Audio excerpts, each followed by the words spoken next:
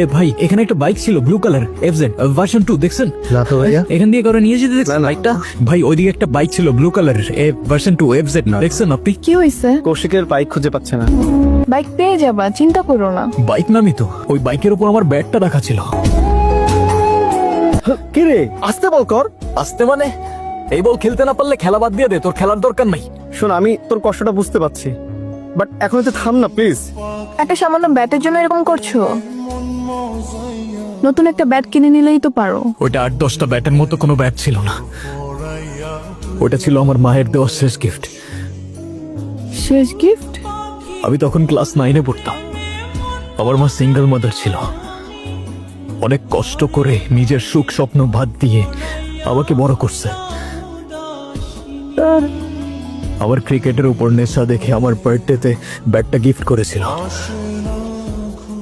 সেদিন ব্যাটটা আমার হাতে দিয়ে আমার দিকে তাকিয়ে বলেছিল, বাবা তুই একদিন আকাশ হবি। দোস্ত, তুই মন খারাপ করিস না, আপাতত না হয় তুই এই ব্যাটটা নিয়ে প্র্যাকটিস কর। না রে ভাই, আমার মায়ের দেওয়া গিফটটার জন্যই ক্রিকেট আমার ইমোশন। ওই ব্যাটটা না থাকলে আমি আর খেলবো না।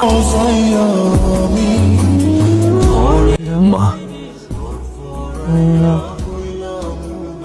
আর একটা ট্রফি, আবারও জিতলাম, কিন্তু কি লাভ বলো? তোমাকে ছাড়া এই ঘরে সবকিছুই কেমন যেন ফাঁকা ফাঁকা লাগে, কোনো কিছুই আর ভালো লাগে না মা। জীবনের সবচেয়ে বড় ট্রফিটাই তো হারিয়ে ফেললাম আমি। তোমাকে হারানোর পর থেকে জীবনের আর কোনো মানে খুঁজে পাই না, তবুও বেঁচে আছি এই ইমোশনটাকে ঘিরে। মিস ইউ মা, তোমাকে অনেক মিস করি। যেখানেই থাকো না কেন এটা জেনে রেখো, তোমার ছেলে তোমাকে তার জীবনের চাইতে অনেক বেশি ভালোবাসে মা।